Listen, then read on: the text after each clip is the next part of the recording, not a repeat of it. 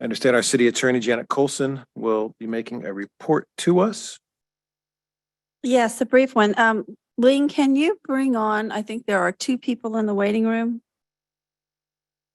One is Jim Priest. Other one's Brad from Haystack.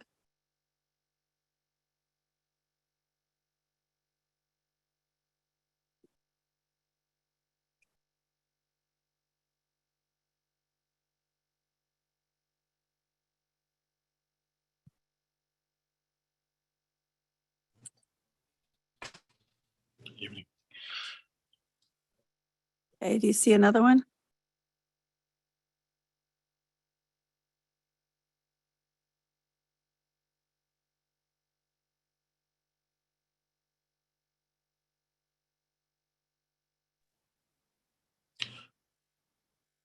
Good evening. Ms. Colson, I believe I see Mr. Wenke from Haystack DNA on the participant list. There we go. Yes, thank you. So this is Jim Priest. He's my colleague at Best and Krieger. He was here at the last meeting.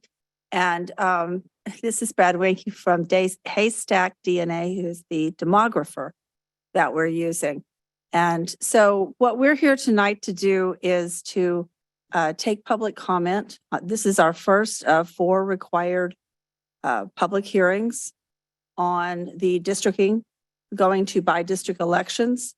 And the point or purpose of this hearing is solely to take public comment. It's not, we're not at the point yet where we're drawing maps. That comes after the second public hearing where public comment is accepted.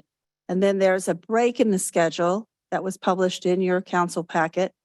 And the maps that will be drawn by the demographers will be available 7 days prior to that May 1st meeting. They'll be published online, they'll be made widely available. And that May 1st meeting is designed to take comment or input on those maps. Maps, singular, plural. We don't know exactly how that's going to work out yet. And then there is a 4th public hearing that is required by statute.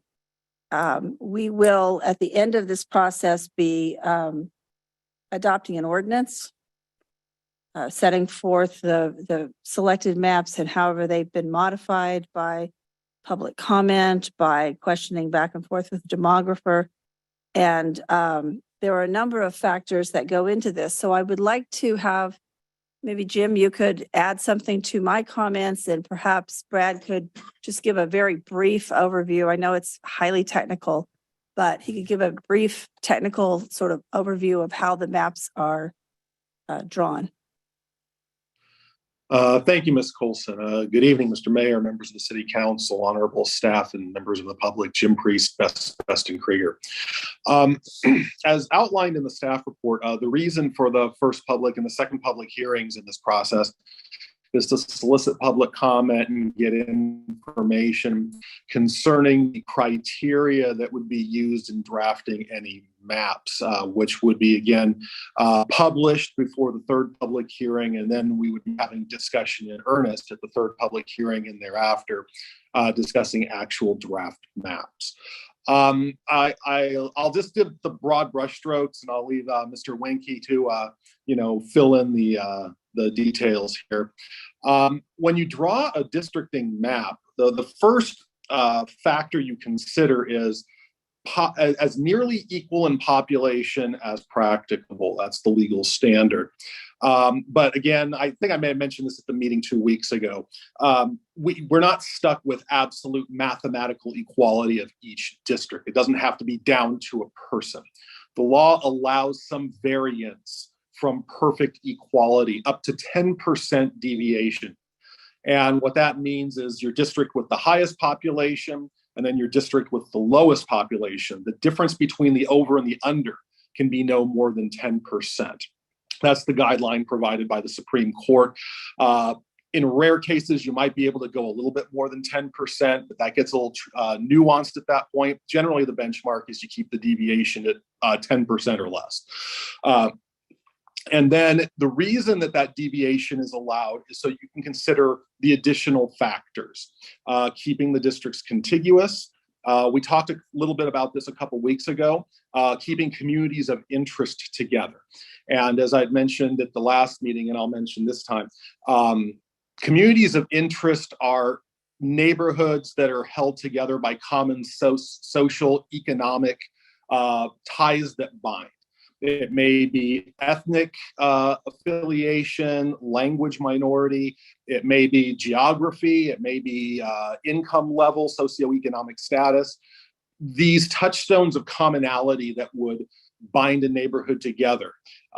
Those are the factors that you can look at in, deviating off perfect equality in order to not split up these kinds of neighborhoods, these communities of interest.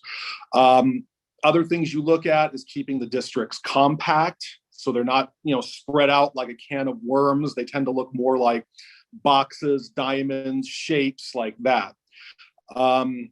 And then also you look at factors like district arrangement needs to make sense. Believe it or not, that's actually in the state law, that it has to be easily understandable. And then there are some other secondary factors that you can look at after you've looked at those primary factors. One thing you cannot look at is you cannot look at party affiliation. You cannot draw districts to put all the Republicans here and all the Democrats here and all the Libertarians over here. That's proscribed by law, so that cannot be done. And then within these broader parameters, the demographers do their magic, and they look at the populations, numbers, the balance, the geography of your particular agency, and then helps to draw the lines as appropriate that puts those factors to work, and then ultimately results in a population balanced map that doesn't have more than a 10% deviation with the over and the under, and meets those other factors. And with that, I'll hand that off to Mr. Wenke, and if you want to provide any additional detail, feel free. Sure. So hi, my name is Brad Winnicke. I'm a senior vice president with Haystack DNA. Haystack is a data analytics company, and we again partner with Best and Krieger, BB&K, for municipal redistricting in California. So we provide mapping and technical services for jurisdictions that are gone through their redistricting process. We've worked at all levels. So this past cycle, we were the technical mapping consultants for the California state level Citizen Redistricting Commission. We also worked at the state level for Virginia and Ohio. 2011, we worked for the Arizona Independent Redistricting Commission.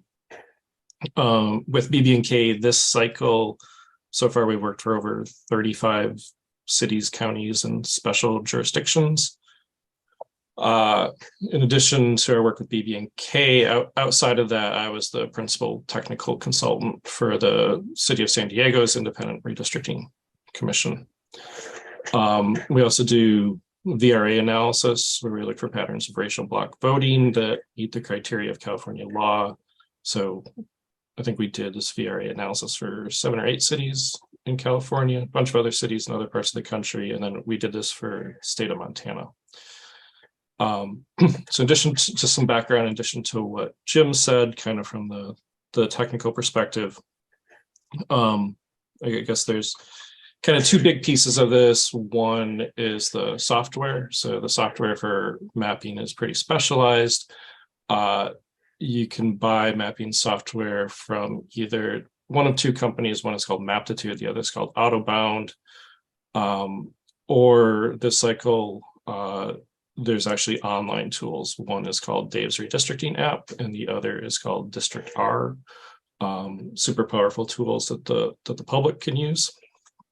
So then the pieces of data that the software uses, the base layers are all coming from the 2020 census. So all redistricting starts at the block level, which in the case of the city is usually a physical block. But once you get out into the countryside, it can use things like railroad tracks or power lines to define it. But so your municipality is basically split up by the census into these tiny little block chunks, and then they assign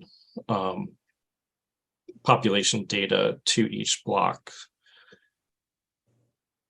And then there's additional data that's brought in called CVAP data, which is done from a different part of the census. CVAP stands for Citizen Voting Age, and this has kind of more refined racial breakdown data. The state of California then has an additional layer. So the state of California has an entity called the Statewide Database, and they do something called prisoner reallocation. So they take the base data that the census provides, and then they take all of the prison population and they reallocate that back to the blocks that they think those prisoners originally came from. And so when you redistrict in California, you have to redistrict with the statewide database redistricting software. So when we begin the process, usually you will draw your minority districts first, if possible. And you kind of draw these under federal law first, and then draw them under, if possible, and then you draw them under state law. Once you have the minority districts filled in, you kind of draw the rest of the districts around them. In addition to what Jim said, so again, you can't use partisan data. That data just never gets loaded in as a mapping layer. You also can't be aware of incumbent data. So the map drawers have to be blind to incumbent addresses. Can't draw districts to advantage or disadvantage incumbents. The way we've traditionally done this with BB&K, although there's been a little bit of leeway, is BB&K usually attends all the meetings and synthesizes all the information, and then kind of makes sure that our drawing instructions meet California legal standards, and they write them up, and then our map drawers kind of draw to that criteria.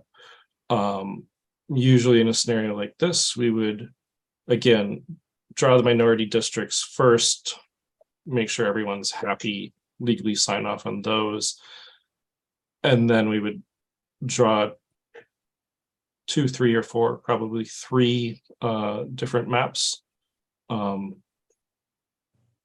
submit those.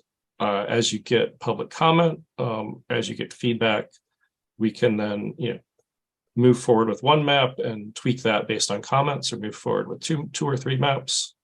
And again, we just kind of make changes as the process asks us to. Hope that made sense. Thank you. I appreciate that. I turn it back to the mayor. Would you like to take public comment now? Before I take public comment, just want to ask if any council members have Sure. a clarifying question of you or Mr. Priest or Mr. Renke. Sure.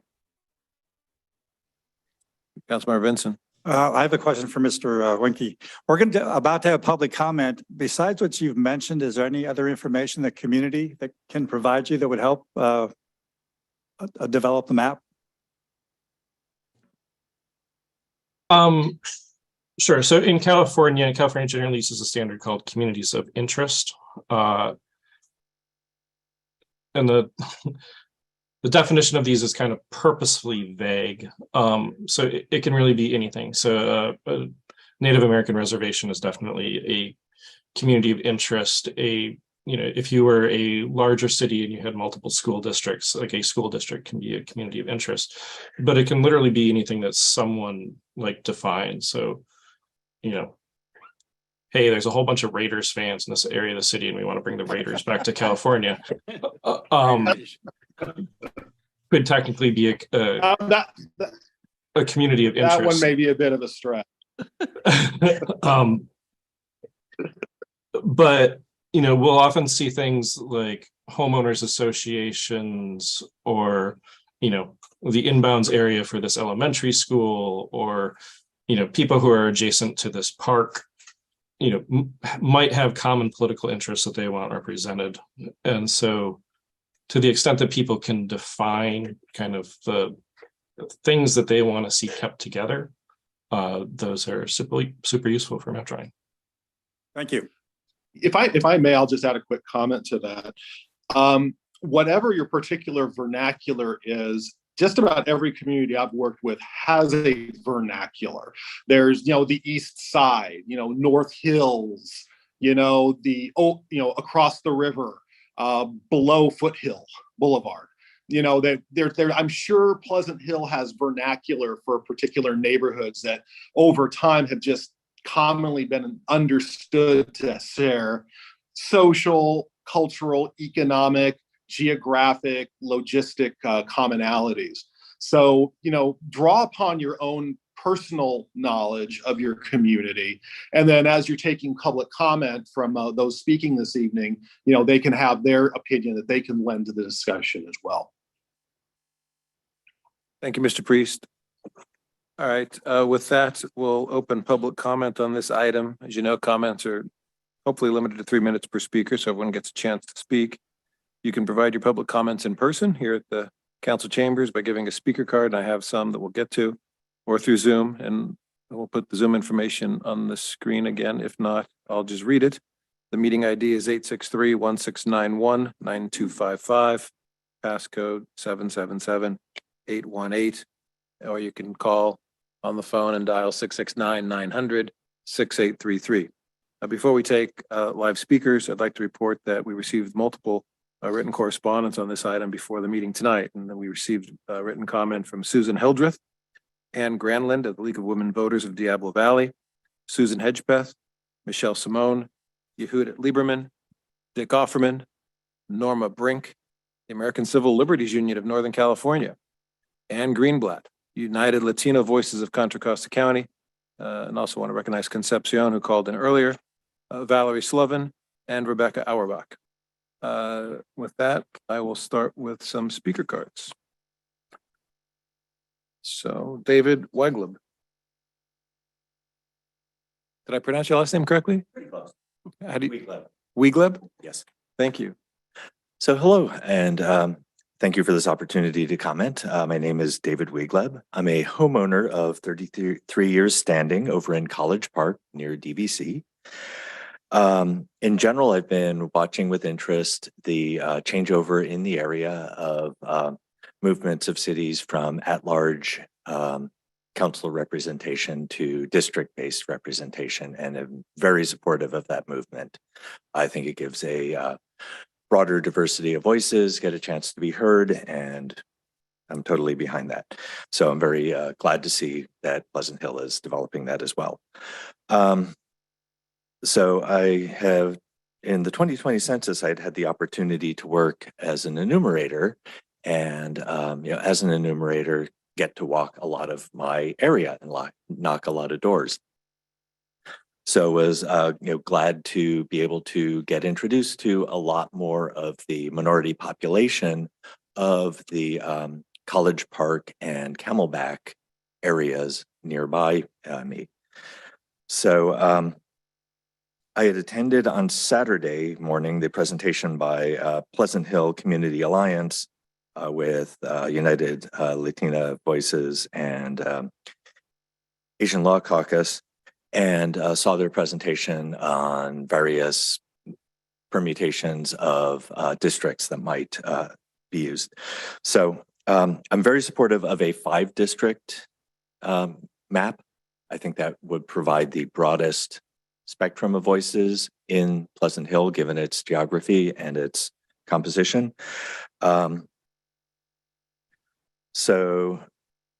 I would like to make sure that there is an independent commission using the work of the demographer, who seems to be very skilled in producing very good information. And I am strongly in support of the proposed Pleasant Hill Community Alliance map for the College Park Camelback area, which is constituted as a majority-minority district. I am demographically white, but I am strongly in favor of making sure that minorities within the community get well represented, and that's one way to do it. And I am happy to have that in the district where I live. And the recommendations that the Pleasant Hill Community Alliance made seem to be seem to have achieved all the the goals of contiguity, compactness, community of interest in and around Diablo Valley College. Each of them hosts a park and a school, broad spectrum of voices, and I think their population balance between the 5 proposed districts was within about 5%.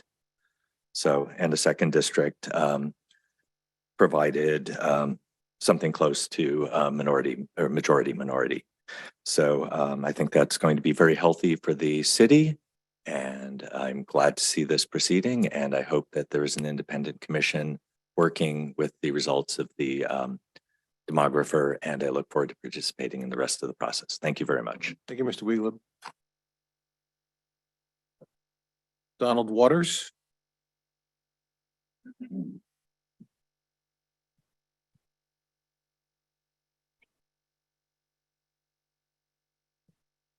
Good evening. I have a letter from expressing our opinion. Should I give it to you now? That's Please, just give. Yeah. We'll circulate it among the council members and make it part of the record this evening. Thank you. I guess I represent a community of interest of longtime residents from various parts of country or Pleasant Hill, if that's meets the definition. I don't think it does. The testimony I'm submitting in the letter urges you not to go forward with this proposal. The reason we recognize this is a difficult decision. Had an opportunity to see the correspondence from the law firm that you received in January and read a little bit about the law. And I see that it's very difficult to go up against a legal challenge where there's a law that allows the plaintiff attorney to collect treble damages, and court rulings thus far that have been against the cities that have fought against this.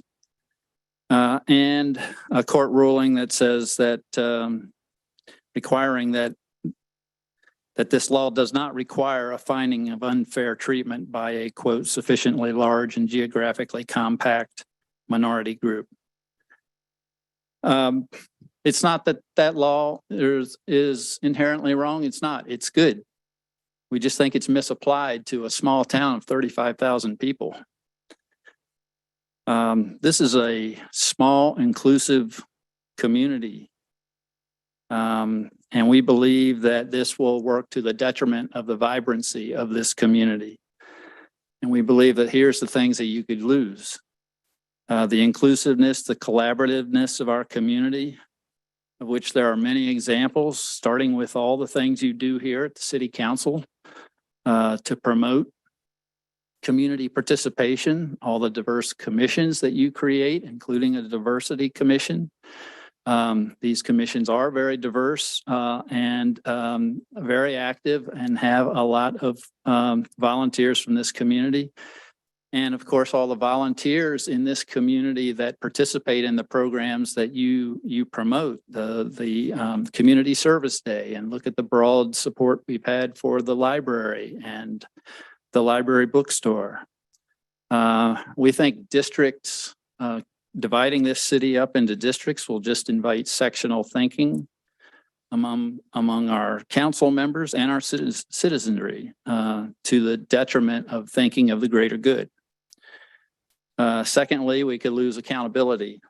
I'm going over. Just finish your thought. Okay. I had a lot more, but and I'm sorry.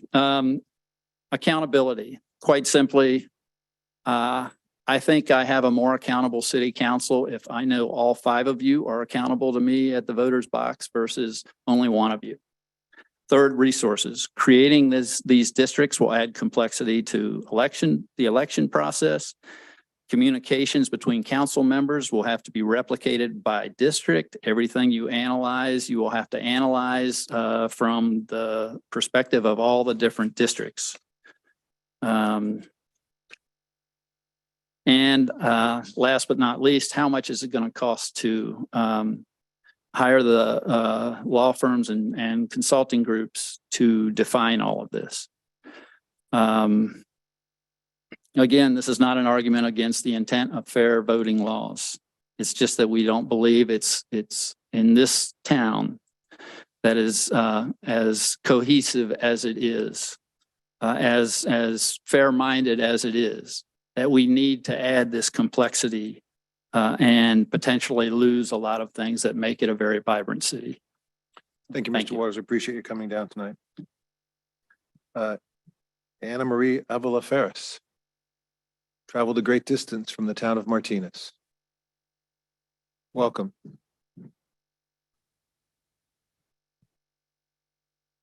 Anna Marie Avila Farias. Thank you, council members, for the time this evening. I'm here tonight to ask, as a member of the Pleasant Hill Community Alliance and the broader coalition, to support district elections by adopting an independent commission. As your neighbor, I'm sure you watched us a few years ago in headlines, how poorly our district efforts were executed 5 years ago. I would encourage you to ask for an extension so that you can form an independent commission. Frankly, I don't think any elected official should be drawing their own maps. It really prevents errors and we all want to be transparent and have the public engaged. Martinez, not only do you have our former city manager, we are very similar in community. We are also 36,000 people, and districting has worked wonders for us. It has elevated communities of color in our community. It has brought greater representation. So do not fear district elections. It is a wonderful thing. You still all govern together for the greater good of the community, but you have more access to representation within your neighborhoods. And I think that's a wonderful thing. It is the state law. It has been the state law. And I think, Contra Costa has been a little slow in transitioning, but it is picking up movement, as you have seen. And Martinez has formed an independent districting commission, and it worked out wonderfully, and the community was really happy. So I would like to encourage and inspire you all that you will get through this. It will be a very positive experience. It may not feel like that at the moment as a sitting incumbent. But I would like to emphasize that you all push for the extension and form an independent commission that then you just review and approve the maps. It's going to be needed in the future anyway, because as much as we all enjoy each other, this is a temporary space that we all occupy, and you have to think about the future of setting the stage for when these maps are redrawn, when census happens.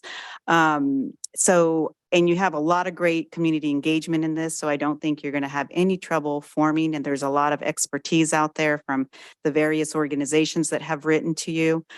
So please take a moment to pause and get legal counsel to try to find a space where you can actually get the extension to form your committee and then adopt fair, reasonable maps. And diversity is always a wonderful thing. In Martinez, I hate to hold this title, but I was the first Latina prior to district elections. We now are seeing a more diverse city council. It is a very positive thing for communities. So thank you all. Thank you, Anna Marie. It's good to see you and good to hear from you. Next, Michelle Simone.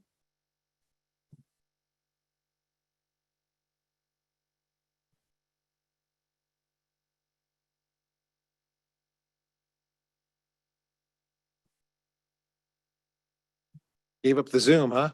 I did. Everyone had to see my hair today. Welcome. Good evening, City Council. I did submit public comment, but I found it a little bit difficult to go through the packet because it was so large tonight. And I wanted to submit it in person just because it was now in color. So I will submit that after I'm done. But I'm here really just to ask a kind of a series of questions on the process, because I thought that was going to be a piece of what we were able to go over tonight as a public hearing. I didn't realize it was more of a public comment where I wouldn't get feedback, but maybe we could get this information out to the community, because if I have those questions, I'm assuming others will as well. So will there be a way to submit maps online with JSON files, for example? Just doing it as an attachment, you don't really get all the data. community is interested in submitting additional information other than just an image. Where can the community view community submitted maps? Will there be a place on the website? Or will it only have access to what the demographer has created? Will the public be able to speak with the demographer? You mentioned going back and forth to shape a map or maps. Will the city respond to public comments? Will the public have access to information that the council members share or the public shares to use to guide the demographer? Or will it kind of be bundled up again in a agenda or public notice? Those are my main questions. And hopefully we can figure out maybe a way to get the public a little bit more involved in those ways. And I'll drop off my printed public comment over here. Thank you. Thank you so much. I don't have any other cards, so we'll turn to Zoom. Do we have any hands raised? We have 7 hands raised. Okay. Did we get a card? We also have 1 speaker card that just arrived. Why don't we take the speaker card while you're bringing, why don't you bring a group of people into the room? Dr. Quy Tran. Welcome.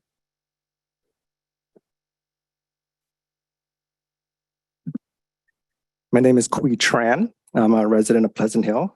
Before I start, I want to state for the record that although I have affiliations with local, state, and federal agencies and organizations, I am here tonight on my own accord, and any views or opinions expressed by me are my own and do not reflect any organizations for which I have an affiliation. Mr. Mayor, City Council members, city staff, you're here today to discuss the first steps in the districting process. And although many of us hold true to the idea that diversity and representation matters, and that there could have been a different choice made to have gotten there, we as a city have been dealt this hand. So we should at least move forward intentionally with the imposed framework forced onto the city. So let's start at the basics with the California Voting Rights Act as quoted. The legislator finds and declares that the purpose of this act is to address ongoing vote dilution and discrimination in voting as matters of statewide concern in order to enforce the fundamental rights guaranteed to all California voters. Therefore, the provisions of this act shall be construed liberally in furtherance of this legislative intent to eliminate minority vote dilution, end quote. Although race and ethnicity cannot be used as a sole determinant in creating districts, we are here today because the city is near 40% minorities, and it is the raison d'etre. I urge the City Council to invite and open up this process to the very minority groups that are the reason we are even doing this, and hold true to the ideal that the city is an inclusive one, which should include inclusivity for this districting process. I am disappointed that there was very little to no outreach to minority groups either directly or through the use of language services or to the use of translations of the public notice for this meeting. To correct that, I am submitting for the record Vietnamese and Chinese translations to the city clerk for inclusion into written comments for today's meeting. I hope that the city hires professional interpreters to do that work and outreach to all of the minority groups in Pleasant Hill. Not doing so would not be congruent with the spirit of the CVRA and not hold true to the statements of inclusivity and diversity punctuated in so many city proclamations. Now, having said all that, I do want to point out several communities of interest that should be kept intact. Although Pleasant Hill is about 40% minorities, it is actually quite easy to create a district north of Taylor Boulevard that would be a majority minority district with the predominant minority as the AAPI community. And it's also quite easy to create another district east of Contra Costa Boulevard that is almost a majority minority district with the Latin and Slavic communities being the predominant minorities. Creating these 2 districts will neither split nor stack minority votes, so they will be congruent with both the letter as well as the spirit of the CVRA. Thank you for allowing me to speak today. Cảm ơn, Thị trưởng và Hội đồng thành phố. Thank you, Doctor. Pick the first speaker online.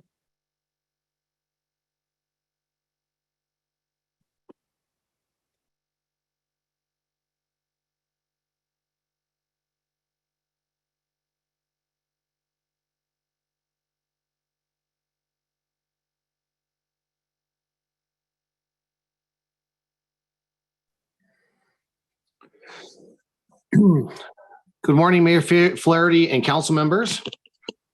Can everyone hear me okay? Can hear you just fine. Thank you. I wanted to thank you all for allowing me to speak today. I am obviously home. I wanted to mirror the comments made by Dr. Tran. We have a very distinct population east of Contra Costa County, or east of Contra Costa Boulevard, within the Fair Oaks, Sherman Acres, and the Ellenwood area, and also north of Taylor Boulevard. And I hope that we will be able to keep those communities intact to further represent the AAPI community, the Latinx community, along with the Slavic community as well. I know there are some people out there that are talking about an independent commission.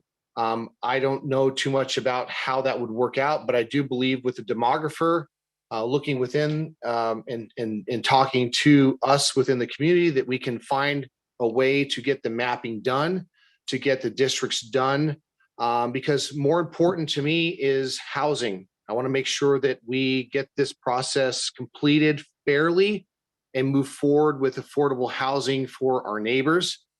Just today, I was talking to some neighbors within Gregory Gardens that 7 of them had to rent a house together just to be able to afford to live in our community. So please, let's move forward with this. Let's make sure that we're including those 2 communities as outlined before in the previous comments, and move forward on a positive note. Thank you all for listening to me. I look forward to a wonderful diverse districting process, and thank you for allowing me to have a comment today. Thank you, Mr. Obolinski. May we have the next speaker?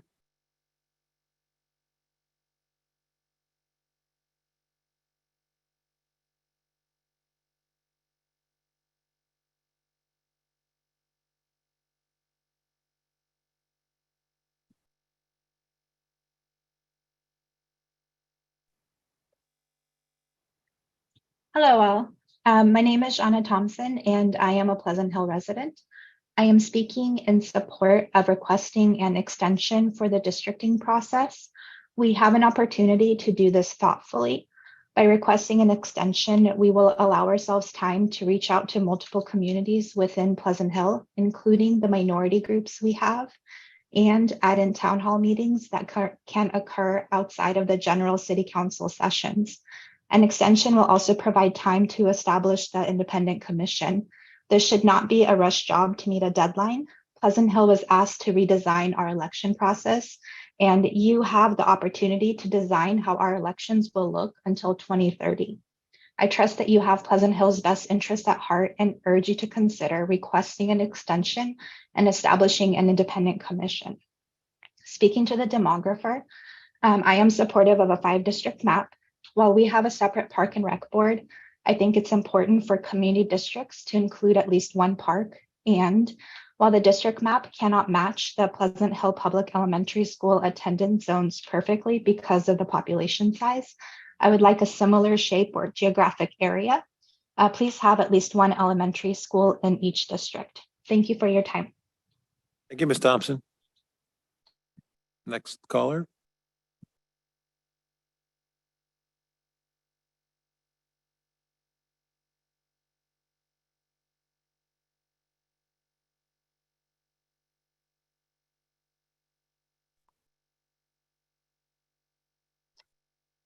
Good evening. My name is Karen Yap, and I've lived in Pleasant Hill since 1984.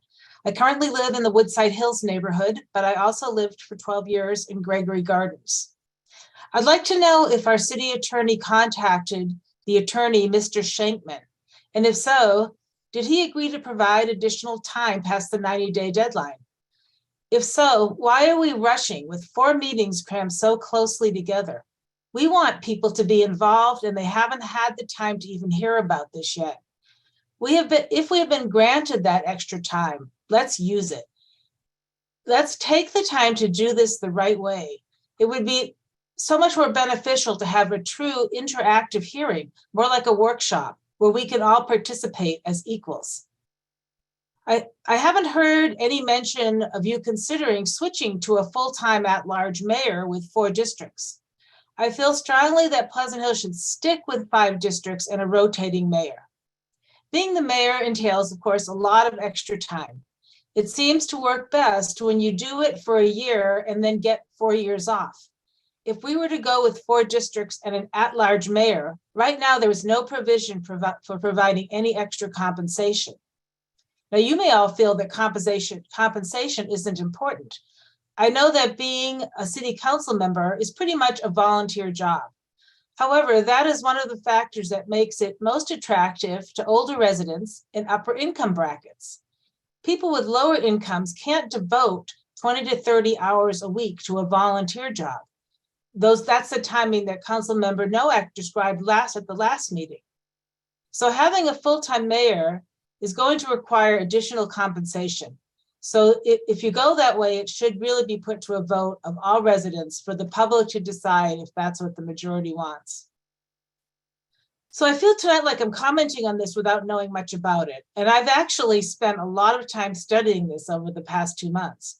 The average resident is at quite a disadvantage here, having had so little time, so little information. It really feels like we are in just way too much of a rush.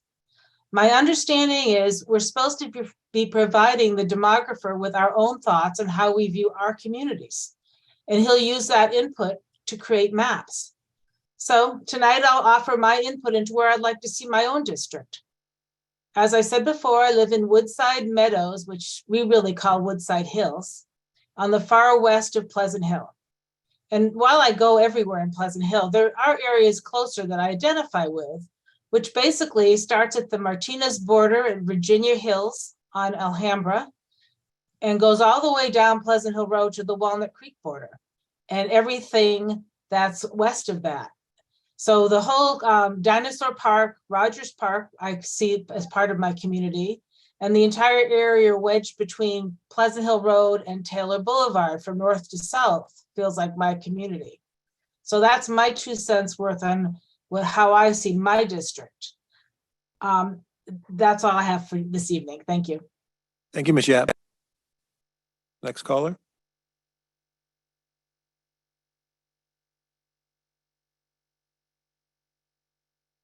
We bring in more than one at a time so we can.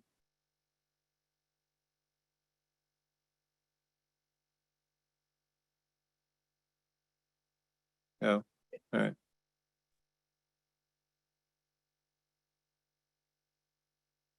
Good evening. Good evening. My name is Marion Shostrom, and I'm with the League of Women Voters of Diablo Valley. And the president of the League, Ann Granlund, asked me to read her letter. March 17th, 2023, sent via email. Dear Mayor Flaherty and council members, the Pleasant Hill City Council voted to move from at-large to by-district elections at the March 6th, 2023 City Council meeting.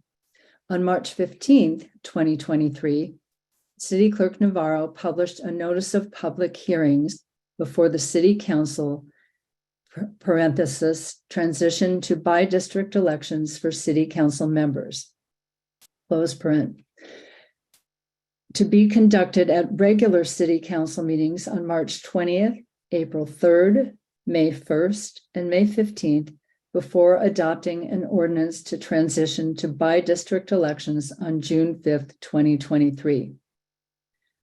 Holding hearings at various times and with district maps as the only topic will lead to greater public participation than scheduling hearings only at City Council meetings when the council has other important business to conduct. The League of Women Voters of Diablo Valley urges you to follow best practices to create fair maps. Best practices include active outreach to all residents of Pleasant Hill, facilitation of meaningful participation by residents with a broad range of viewpoints, consideration of communities with shared interests, such as renters, students, faith groups, and those with economic concerns. The League believes that independent nonpartisan commissions are the best way to draw fair maps and encourage active community participation in the districting process. It is not too late to negotiate an extension of time since there has been considerable public interest in the use of an independent commission to draw district maps. A transparent and robust districting process will increase trust and confidence in our elections. Sincerely, Anne Granlund, President, League of Women Voters of Diablo Valley. And I see this as an opportunity for you to build community engagement. And so I hope very much that you will open this process. Thank you. Thank you, Ms. Sjostrom. Next caller.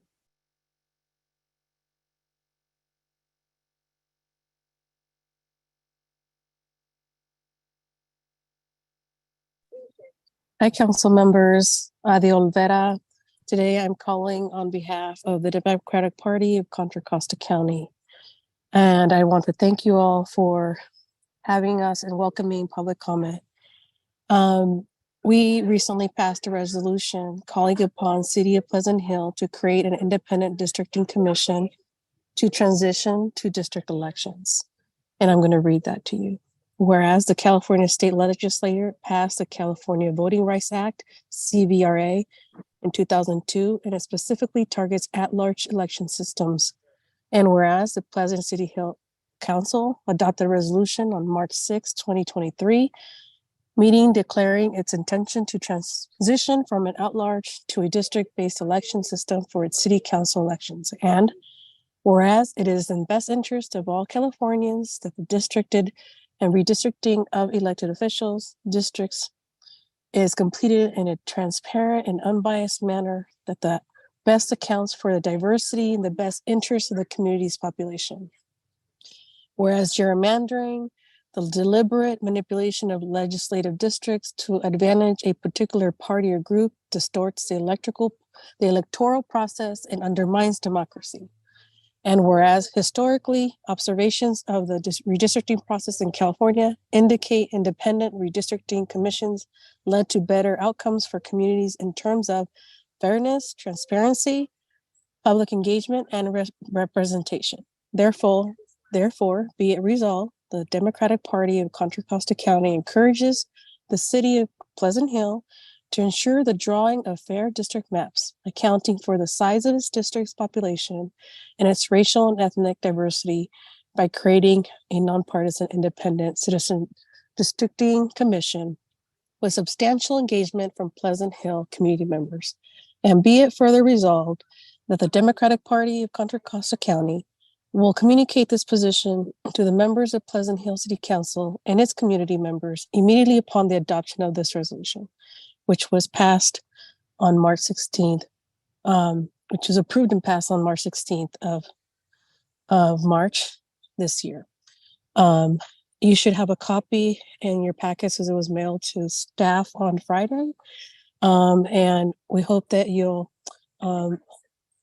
honor some of the comments that you're receiving about transparent and process for this process as this resolution calls for. Again, my name is Adi Olvera, and today I'm calling this on behalf of the Democratic Party Contra Costa and as District 4 Director for the Democratic Party of Contra Costa. Thank you. Thank you, Ms. Olvera. I'll tell you that we did not receive the proclamation. If you put it in the snail mail, it's probably still en route. Perhaps you could email it to us and I'll try and make it part of, did we get it? I don't think it came to my email. Oh, I got it. Yeah, well, I stand corrected. Okay, well, make sure you receive it. Thank you.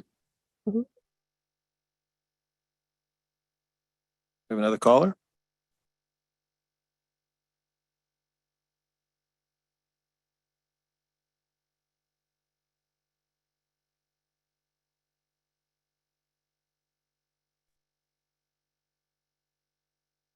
Hello. Hi, nice to see you. Again, thank you for having me and making comment available. I just wanted to reiterate and my excitement for moving towards districted elections. Excuse me. And I want to encourage also requesting an extension and forming an independent commission to engage communities in this process. You have great commissions that are already engaged in this community, the Diversity Commission, the Civic Action Commission, the Education Commission, which I'm a part of, and wondering if we could use those commissions to get the word out to help form this yet another independent commission. And they could be engaged and draw maps. I also want to encourage my support to offer translation services for our residents so that we can engage more residents in this process. We do have time. We do not have an election coming up immediately, so we do have time. We can request an extension. And I just want to add my support for inclusive voices to celebrate the growth of our city. And thank you for your vote to move towards the district elections for Pleasant Hill. That's it. You want to introduce yourself? Oh, I'm sorry. I'm Lindsay. I was there a couple weeks ago. So I am Lindsay and I'm a member of the Education Commission, and I have been in the city since a resident since 2010. Thank you. Just want to get that. Thank you. I get too excited.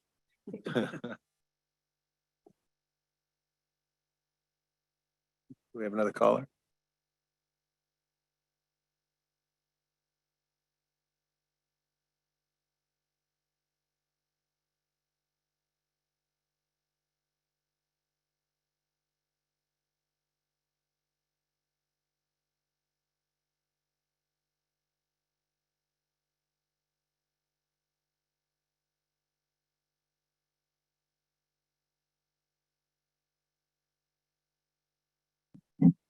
Kathy, you're muted.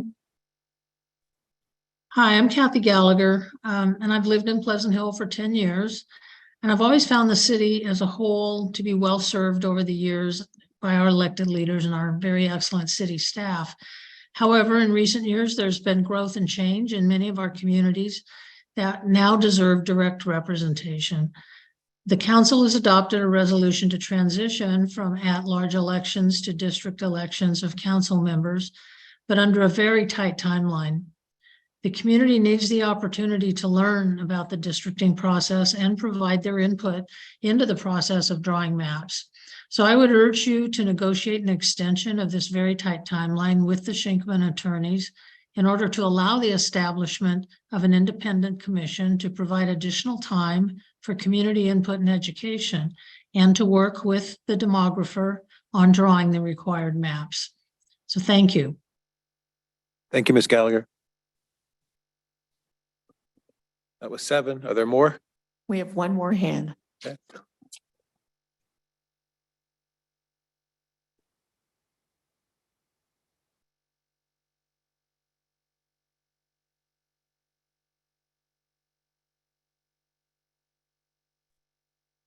Hey. Conception James once again. I just want to say that I am in agreement with Dr. Tran, Mr. Olinsky, the League of Women Voters, Ms. Thompson, the Democratic Party of Contra Costa, and the woman who just spoke, that we need the time to engage the residents in this process. You will build such great trust and relationship if you take the time to do this.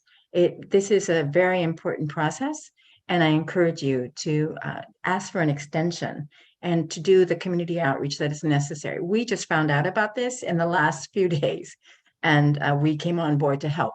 But again, United Latino Voices, we stand ready to help in any way we can. So thank you very much. So Concepcion, could you tell me how you found out about tonight's meeting?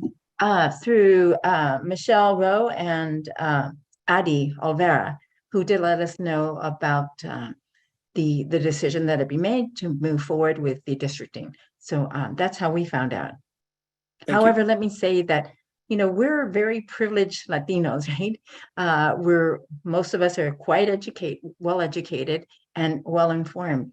You have people living in the communities who don't have access to all the information that we do.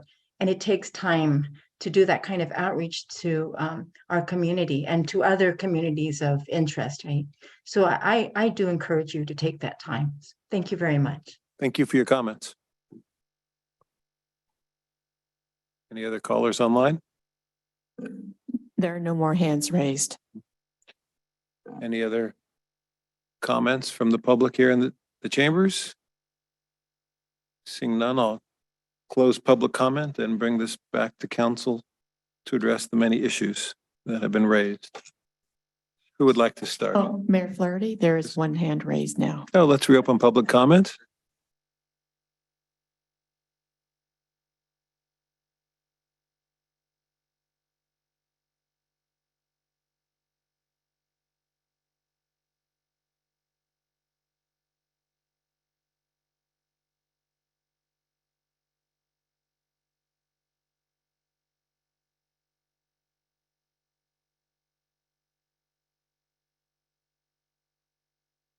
Ms. Guerrero, please speak. Yes, good evening, Mayor and City Council members. I don't know why I've been sitting here trying to raise my hand, but for some reason it wasn't working. I'm an attorney and I've lived in Pleasant Hill for over 30 years. I now live on Pleasant Oaks Drive, but I've also lived on Fieldcrest Avenue and on Boyd Road. I'm speaking tonight because Pleasant Hill is now taking a very important step in creating voting districts. It is vitally important that Pleasant Hill do so in a fair, thoughtful, and equitable manner that ensures all aspects of our community are fairly represented and given equal access. Best practices dictates that you form an independent commission to draw the districts, and I hope each of you takes this request seriously. An extension should be requested so there's time to form an independent commission. I want to echo what Concepcion James, the chair of the executive leadership of United Latino Voters of Contra Costa County, stated, that it is very important that the boundaries of the district that houses Fair Oaks School, whose student population is comprised of almost 50% Latino students, and for who the majority of students are economically challenged, is drawn in a manner that protects that community and ensures that it is provided with the educational resources necessary for that community to prosper. It is very important that the boundaries are drawn to ensure strong district representation and leadership that understands and is willing to address the needs of our Latina community, and is committed to including community residents in conversations to identify strategies and solutions for addressing community inequities and limited opportunities. Thank you. Thank you, Ms. Guerrero.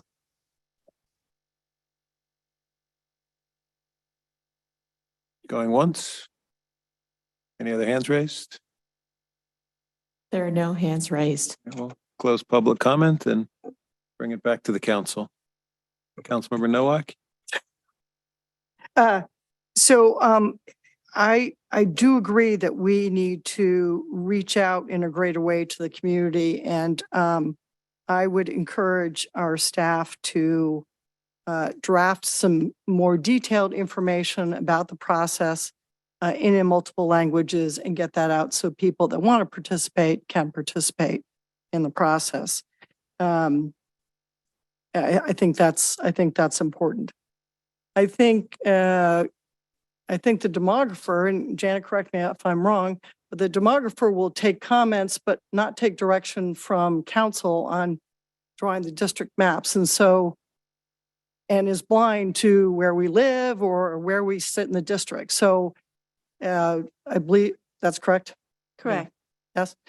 So this is not something that the five of us can direct a demographer to draw up, and Brad's on there, and I guess he can confirm that as well. I think he's going to draw up several maps without any of us having any input. I'll be in Europe for 3 weeks, so I know I won't have any input. And then it'll come back for everybody to take a look at and have some comments to, and hopefully we can reach out to the public in a variety of languages and a variety of methods to get as broad a group as possible to then be able to comment on those maps. I guess I don't really have questions. I just wanted to make those statements. Thank you. Anybody else? I actually had it. Sure, ask it. Okay. And this is I think this is probably for Brad. Sorry, I had my mic off. This question is, I think, more for Brad. And he had said something in there about you were going to draw these maps under federal law first, if possible, and then state. So I'm not 100% clear about that. I would imagine the public probably is not either. Could you kind of talk a little bit about that, elaborate on that a little bit? Right. For minority majority district, there's two different standards. So the stricter and kind of better legally defined standard is the federal VRA standard, which basically says if you can draw a reasonably compact district of a single minority and the percentage of that district is 50% plus one person, you are obligated to do it under federal law.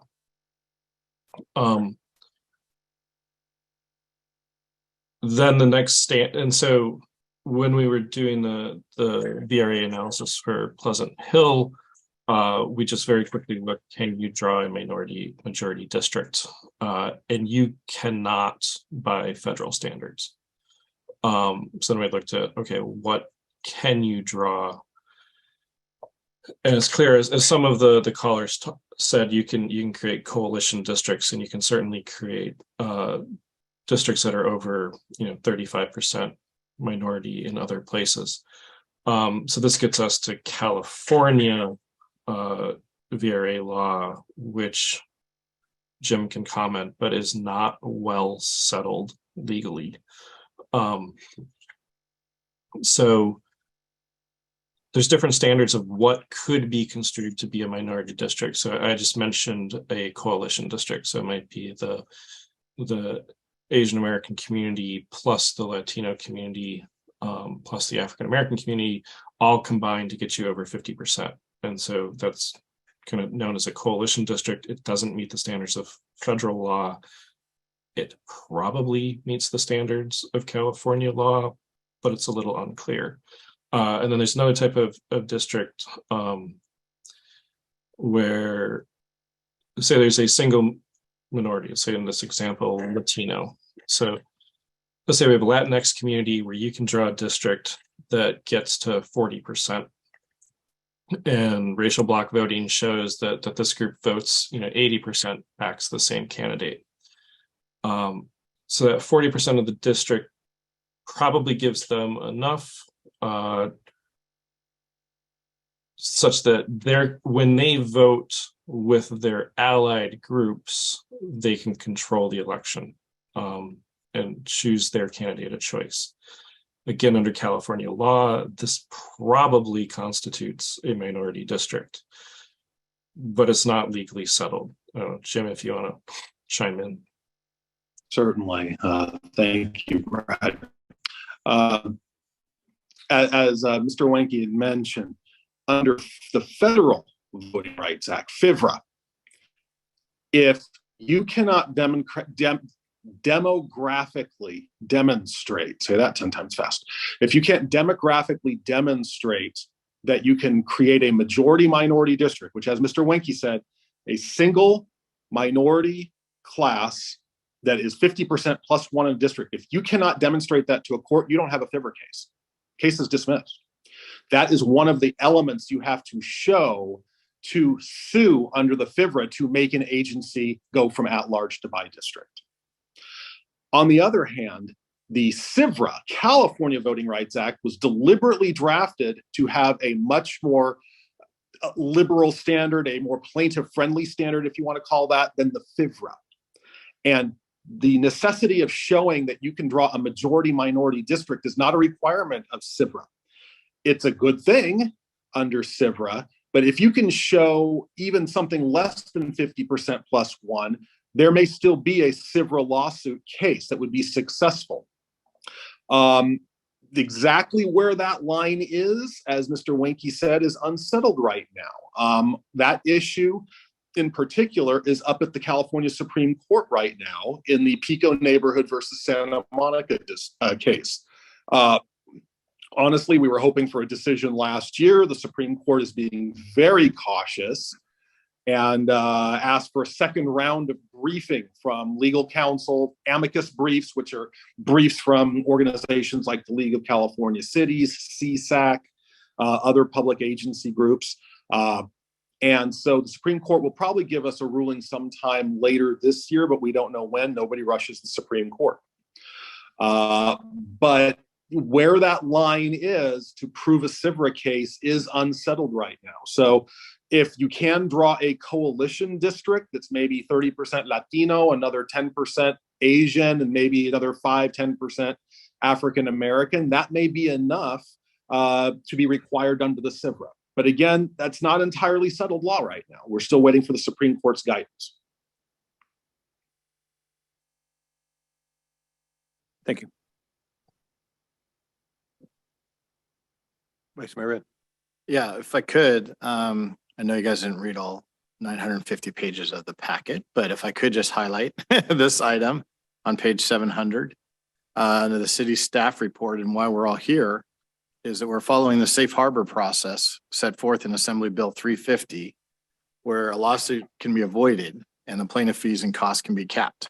Pursuant to Election Code 110, the city must hold at least 4 public hearings in connection with the establishment of electoral districts. The city is required to hold at least 2 public hearings over a period of no more than 30 days, which today's day 1, before any maps or maps of boundaries of proposed voting districts are drawn.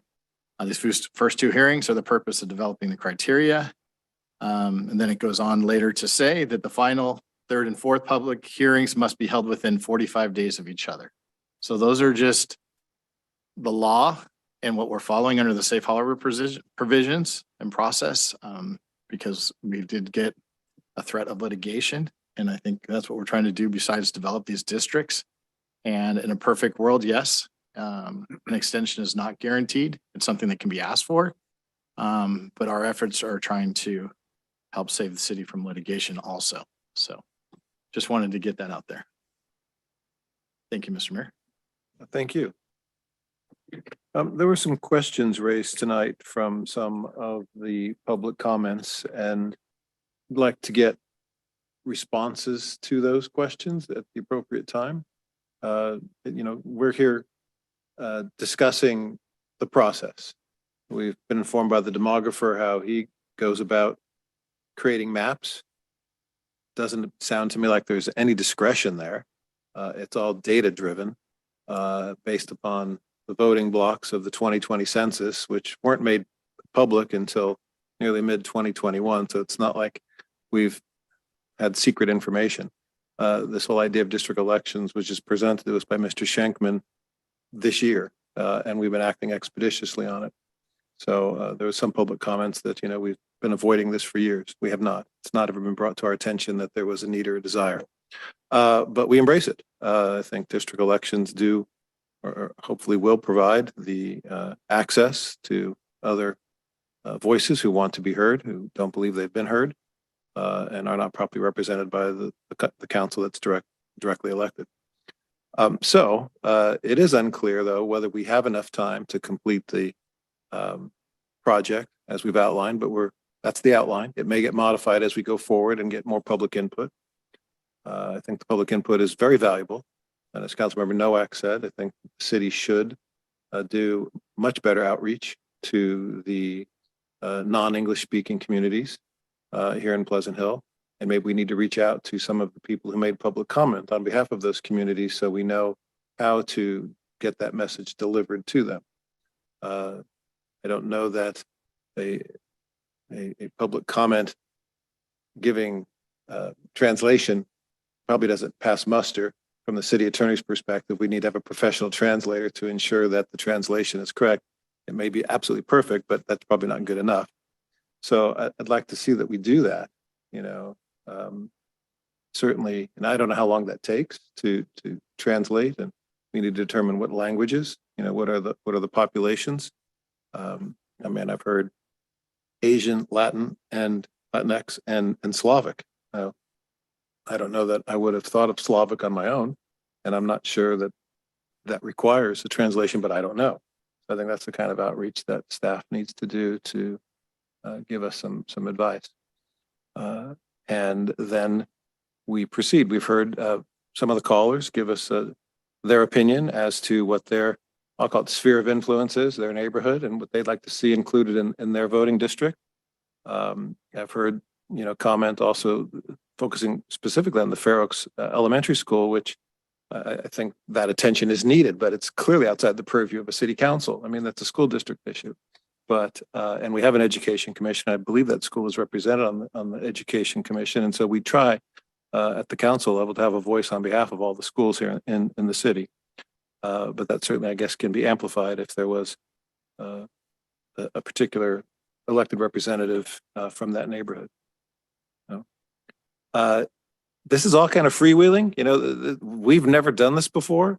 And, despite the desire of some for an independent commission, neither the council nor that commission are the ones that are going to be putting together the map. It's the demographer. When we have actual maps to talk about, and one of the public commenters did provide some form of a map to us, which we'll make of it. It's in the packet for anybody who looked at it before tonight. But what tools the public speaker used and how that was done is unknown. And so I think the comment about how do we get those maps and all the data behind it downloaded so somebody can dig deeper, I think that's a good comment, and we should find a way to do that.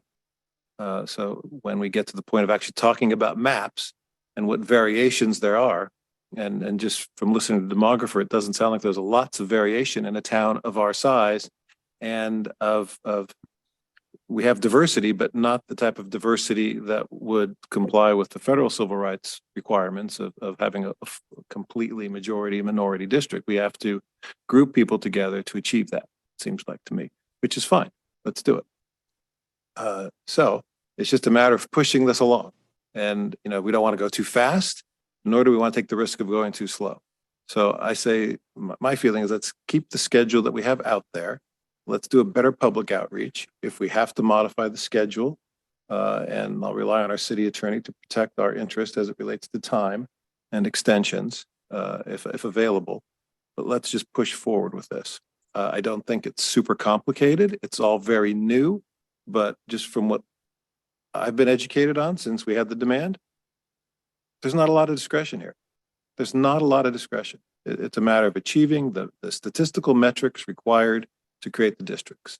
And you can have the 10% variance, as I heard from Mr. Wenke, that, 5 up or 5 down. So population's generally equal, and then it's grouping neighborhoods together to achieve that majority minority number of districts, as many as we can. From what I've heard from the speakers, everybody seems to think that could be achieved in sort of the Camelback area and around DVC. Maybe it could also be achieved in east of Contra Costa Boulevard. That neighborhood by itself is not large enough, so it needs to be grouped with something else, I think, to achieve any kind of demographic equity. So I just don't think we're going to be, it's not going to be a lot to talk about. I mean, let's get to the final product, or get to some of the final contestants, if you will, of, the maps and the districts. Let's all take a look at it. We'll figure out a way to have it, a discussion. Everybody feels like they're heard. And their questions are answered, and their input matters. But at this point, we're kind of learning by doing along with you. But I think, as Councilmember Nowak said, we are invested in what's best for the city of Pleasant Hill. Not one of us are invested in our own future here. That's not why we're here. That's not why any of us put ourselves out there to essentially volunteer and sit through these meetings and provide what governance we can. It's simply to do what's best for the city. And here we are, and let's get the job done. I think we can all do it with your help, your support. We'll get it done. So is there an action item? I mean, there's nothing to vote on tonight. There is no action item. There is nothing to vote on. You can give further direction to staff. I think we've heard that. Take public comment. I think you've heard that. So I think we're good. We can move I on think, to the next maybe item. just for public, for a future, next public comment meeting is, I fully appreciate and respect your opinions wherever they differ from mine, particularly as it relates to the independent commission. But I think we need to move off of that. We've passed that. We left that behind a meeting or two ago. So we need to focus more on what is it, your community of interest? What is it you want represented and heard? We heard from one of the callers about her neighborhood and what she saw in the city that she thought was part of her community. That's the kind of public comment I think that would help the demographer, once he does his statistical analysis, to give opportunities to revise, what revisions are available within the demographic requirements. So I think that's what we need to do and make sure that we're doing the public outreach that we need to do. And if I may tag on to that, Mr. Mayor, just to coattail on that, are any communities or interests that are not being represented? We've heard from a few tonight, or anything that we're missing that we may not, like you mentioned, the Slavic community that wouldn't have been your first thought to reach out. So if you know of any of others that help us do our job reaching out, because we're going to do our best to try to hit everybody. But if you know of anybody or any organizations like some that have spoken tonight, we appreciate that. And, reach out to their networks and hopefully they can share our messages and our meetings and we can have a lot more people here to come talk. So I think that would be great. So I appreciate it. And I will tell you this, I would prefer these meetings be independent of council meetings. That was the question I was going to ask you. I would prefer that these be specially noticed meetings as opposed to part of a longer council meeting. So solely for the purpose of Correct. discussing this. Yes, I Correct. agree. I agree. Would you like to start that one with the second required hearing then, or keep that one on the April 3rd My schedule? suggestion is we keep the schedule as it is in terms of the dates. I think when we look at the noticing, and the outreach, whether we can get that sufficiently done for the next council meeting. Certainly when we get to maps, I'd like to have those as independent meetings. The public comment aspect perhaps could be, but it really depends what else is on the agenda. I certainly think the MAP meetings ought to be separate from the city council meetings. Public comment, maybe not, especially depending on what's going on. But I think the MAP discussions ought to be separate dates. I think once we have maps and we have maps to talk about and concrete things and people to weigh in on the proposed maps, is probably when we'll be at that point to look at whether or not we need more time. That's just my feeling of where we are. Yeah. Okay. So we will then try to schedule the second public hearing, not on a council meeting though, right? Right. So it's right now scheduled for, what is it? April April 3rd. So you want it before or after April 3rd? We have to keep it within 30 days of tonight. Yeah. One, I think I would want to know where we are on the further outreach and how much time we need for that to be meaningful. How long does it take to get translations? How long does it take to disseminate? So likely after April 3rd. It could be, well, we're not going to do it during our regular meeting unless we want to have a special meeting before the council meeting.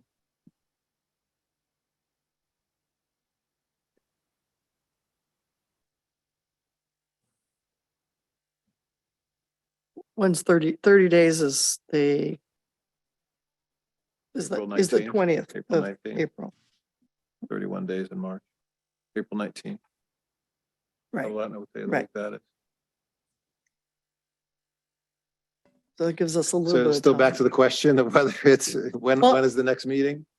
Why don't we figure out how much time it takes to do the translation and then try to schedule something at that point?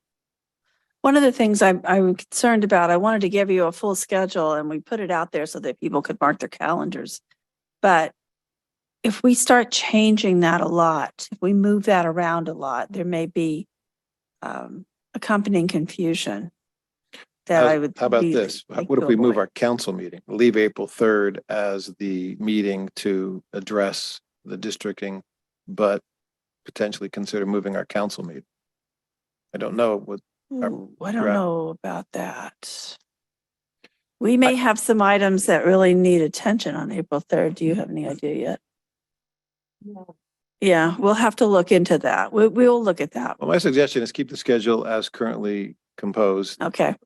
And like I said, I think it's worked out fine, okay, tonight, except for the people who are waiting for the next item. But we could just keep the dates that we have there so it's consistent. Enough time between now and April 3rd, I'm sure, to give out proper noticing to the various, Sure. groups. And I would think that there's a break in between April 3rd and May 1st. And the maps will be out 7 days, have to be out by statute 7 days before the meeting. And so that would be the third public hearing. And so there's a bit of a break in there. Perhaps a bit more of a break would be warranted, but we can see. Councilmember Shesh, you would comment? Yeah, no, I was just gonna say, I mean, as long as we're not moving it up, right? If we're pushing it back and we're going after, we're really gonna focus on improved multilingual outreach, that gives people even more time to be, as long, not, obviously we have some time limits here, but I even though we might be changing dates, I'm not as concerned about that if we're going to really put a full court press on communicating to the group, to everyone. I'm comfortable with moving this off of this date if we decide we need to, rather than just sticking to the 3rd. So that was just my 2 cents. Well, I think I control the agenda for April 3rd, so maybe I will do my best to keep it light, and I'll just find out from staff if there's some, requirement that something be heard on the 3rd that we don't know yet. All right. Fine. So with that, we're going to keep the schedule as currently printed. The next meeting for public comment is April 3. Our demographer will have maps to us by April 24. I know he heard me. And I'll take that I'll take that as an assent. And we'll have first May meeting, a non-council member meeting, May 1. We'll make that a special meeting. May 1 is not a council. It is. All right. Well, we're gonna have to figure something out because I really don't want all these meetings in the middle of a council meeting. Okay, well, that's fine. We just, that's why you didn't see a request for your calendars of when you're open, Okay. when you're available, because we knew you'd be here on council meetings, but okay, we can do that. All right. So I think you're guaranteed is we're talking about this again on April 3rd. Yes, And then we'll have maps in our hands by April 24th. they'll be out, available to the public. It'll be on the website, et cetera. Okay. Okay, thank you. Thank you. Can we take a little break? Just, we Thank done with you, this? Are Brad. we done with this item? Yes, I can add a comment. Yes. Listening tonight, one of the main concerns the public seemed to have was the outreach. So I'm very supportive of additional outreach to get the word out to as many people as possible. And I will hope a lot of the people that, that spoke tonight will help us spread the word. And I was particularly interested in hearing the comments about the community of interest that were presented tonight. So I'd like to hear more of those as we move forward. Thank you. Thank you. And with that, we'll close this item and take a 10-minute break. Okay.